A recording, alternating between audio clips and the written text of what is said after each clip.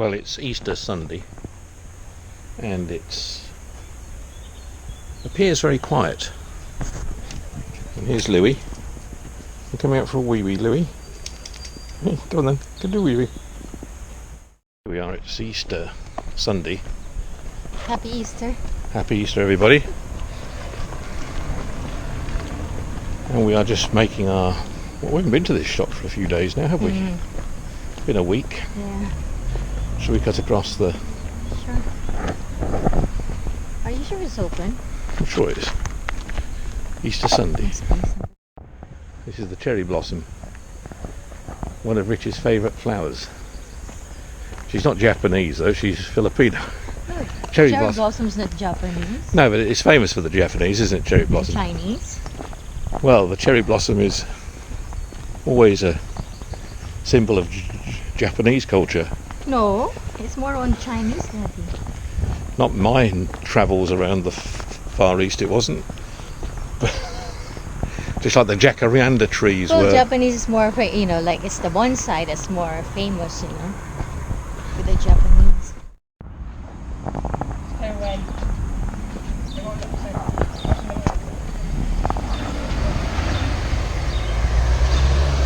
I wonder if I should stay outside.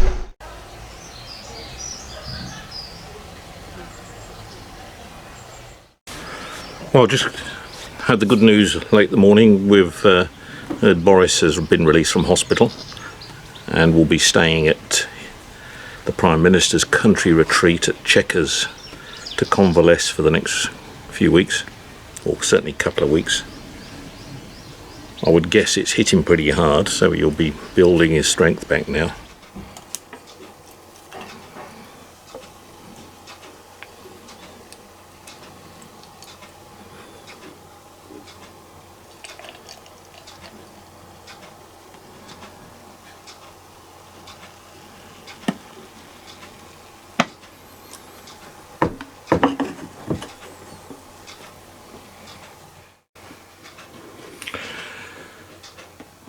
Well, it's mid-afternoon now. My first drink of the day, a nice pint of cold Kronenbourg.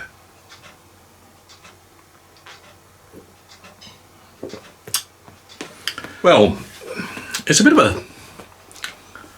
a solemn Easter Sunday today, and I don't think it's just because of the virus and the fact we're all at home and it's quiet out and about, because Sunday isn't always this, it's always a family day normally. To us, yes, that doesn't help obviously, but I think it's more to do with the news, and there's been some tragic announcements today. Again, nothing to do with coronavirus, but Sir Stirling Moss passed away after a lengthy illness. Stirling Moss was a motor racing driver, probably one of the most famous motor racing drivers of my time in many respects. Although he stopped racing in the 60s, he started, just after the war, and he stopped in the 60s due to a serious accident. But he's the first British driver to win the British Grand Prix. He never won a championship, but he came second, I think, in 2 or 3. And he was a personality. He was a character of the 60s, of the 70s, of the 80s, of the 90s, because he still went to all the motor racing venues. I think he was actually racing cars, playing around with cars and racing them in his 80s. At small events around the country, and he was he was one of those guys that loved life. Very polite guy, very, very, very nice, good-mannered individual. Had some good stories to always tell when he was interviewed. And yeah, it's a sad loss. I'm not a motor racing fanatic. I do watch the sport occasionally, but today it has got a little bit sterile, a little bit predictable, shall we say, and it's become too much of a multi-millionaire's sport, I suppose. In the days when I was watching it after Stirling Moss, when it was the likes of Jackie Stewart and Emerson Fittipaldi and Denny Hume and Graham Hill, and all those sort of characters, the sport was still quite dangerous. People would lose their lives in the sport every year. In fact, one year it was virtually every meeting of the World Championship there was a fatality in the races, which obviously changed it and made it more the safety practices started coming in, because it was a very much man and machine, and danger was a primary factor. That's what people went to go and see as much as anything else, I guess, which made it what it was. Today it doesn't have that part of it. Many would say for a good reason, and yes, I can understand you don't want to see death on the racetrack, but it was very much there in the 60s and the 70s. I think it's changed for the better, though, for sure. Moving on and talking more in general terms about the crisis that we are all finding ourselves in. One of my earlier videos, I did make reference, in fact more than one video, I did make reference to the fact that we will never go back to the way things were entirely. So finding that new normality, that new way of life is key as we go forward. And I think it's becoming more and more evident, as you just seen queuing up outside the co-op to go in and just buy some milk and a few bits and pieces. That's going to be with us for a long time. We're never going to go back to the cramming people into supermarkets, cramming people into shops, cramming people into sports stadiums, and cramming people into large public events. I can't see it, certainly not for a good while yet. And I think because the virus that we've got has the ability to change and shift, which it has been doing, I think we'll have many years of dealing with this virus, and therefore vulnerable people in particular, will have to be more and more careful as they go out and about. It's definitely here to stay, I think, for a long time.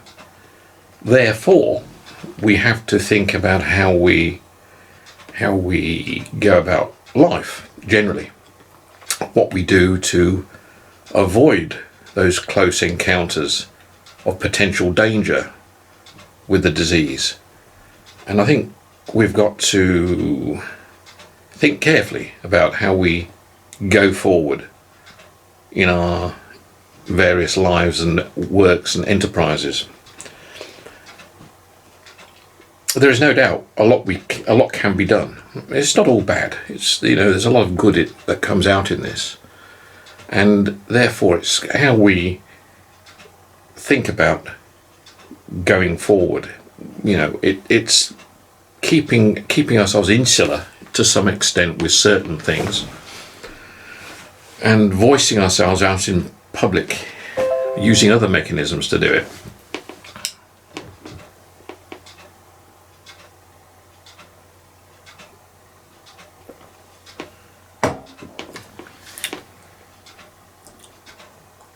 The concerns I think we've got is not so much with this current disease now, COVID-19, but it's the others that are going to burst onto the scene.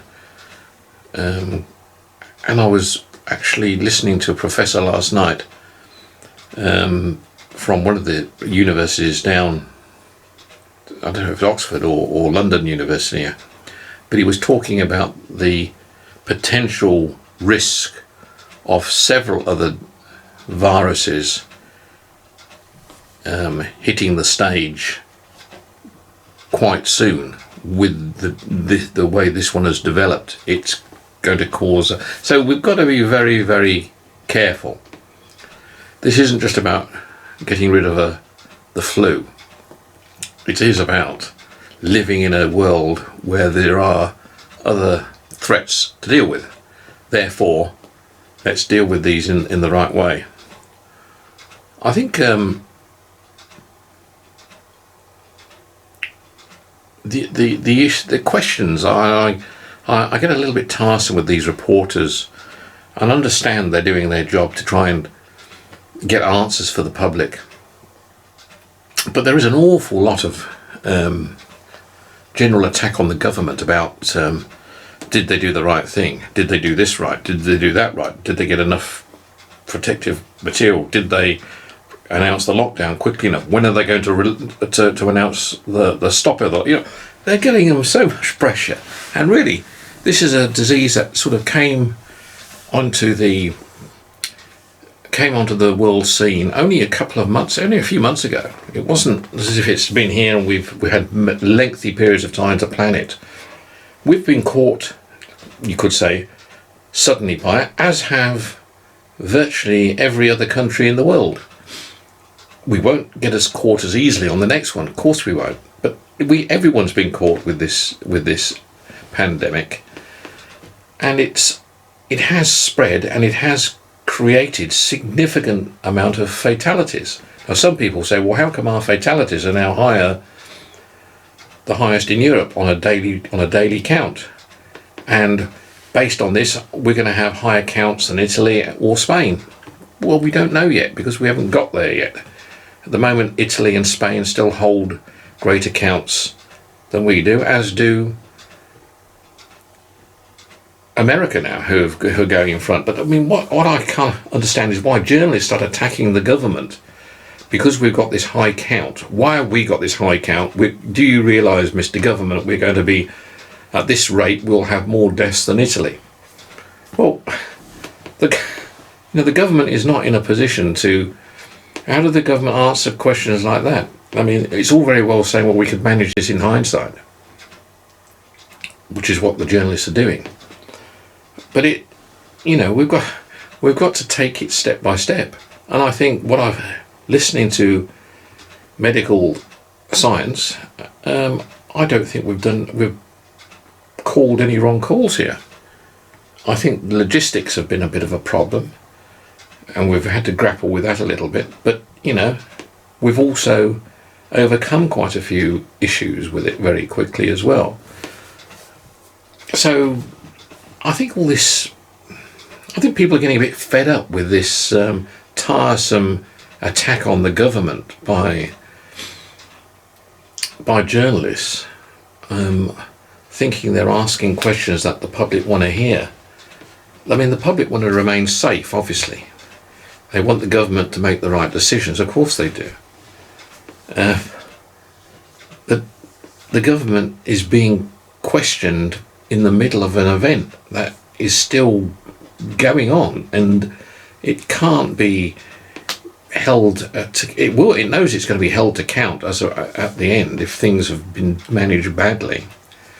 But at the moment, we're still in the middle of this event, and I think it's pretty harsh to start saying, well, we think you're going to have larger amounts of deaths than Spain or Italy, and therefore, what are you going to do about it? What have you done to create this? It's a disease that cannot be cured. All one can do is apply basically oxygen treatment and try and relax the body in as best capacity to fight the illness off with one's own immune system. But you can't. There's nothing you can do. There's no magic that can be done here. Good counselling, good nursing in the process is critical, and that's it. I think it's people are astonished because the death rate when you get onto a ventilator, we're talking a 50-50 chance. I think people thought a ventilator gave you a 90% chance. Well, no, you are. But there's never been, it has been that more or less anyway for other ailments and illnesses when people are on ventilators for a lengthy period of time. So nothing's really changed there. It's just the amount of people now that are going onto ventilators. That's the problem.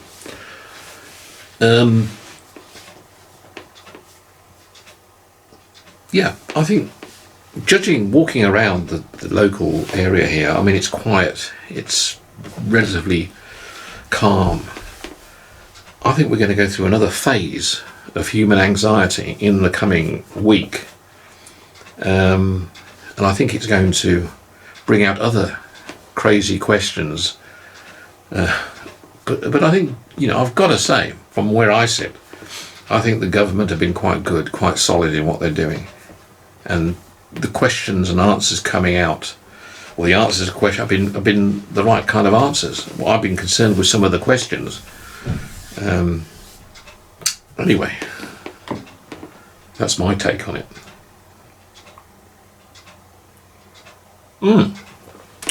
Another bit of sad news I heard today. Tim Brooke-Taylor, he's died of coronavirus. He died today as well. He's only in his late 70s, I think. Tim Brooke-Taylor was one of the comedians that was in The Goodies, if you remember. So there was three of them. There's Tim Brooke-Taylor, there was Bill Oddie, and there was another guy, chap with I can't remember his name now, chap with glasses. I remember them when I was a youngster, The Goodies. Yeah, and he was Tim Brooke-Taylor at the time was one of the more well-known of the comedians at that particular point in time. But sadly, he's died. He's caught coronavirus and passed away today in hospital, which is very sad. A few other people I haven't heard how they're doing. Norman Hunter, I hear, the Leeds and England player of the 60s. He's got the disease and he's in hospital. And I heard Kenny Dalglish, he was also in for something else apparently in hospital, and diagnosed with the disease while he was in hospital, but he was showing no symptoms for it, so he was released back to go home. So that's an interesting one to follow and watch as well, to see how he is, because Kenny Dalglish, he's in his, what is he? He's about 4 years older than me, I would think, but probably a lot fitter than me. So I would think he will be okay. It's good news to hear that Boris is out of hospital now, and I think he's resting up in Chequers, which is, for those of you who don't know, from foreign parts, Chequers is the country estate of our Prime Minister. It's always been the country estate of our acting Prime Minister. So it gets used as a sort of a country residence. The Prime Ministers do have meetings there on occasion, and invite international leaders to come and stay with them at Chequers on occasion as well. But that's where he is. He's resting up there for a while. But I don't think it'll be too long before I know he's probably being advised to stay a good month out of work, but I think it's more likely to be a couple of weeks, knowing Boris and how it's going to go. But we'll see. Anyway, I'll enjoy my beer. Cheers. Happy Easter, everybody. And I'll talk to you again tomorrow. Bye-bye.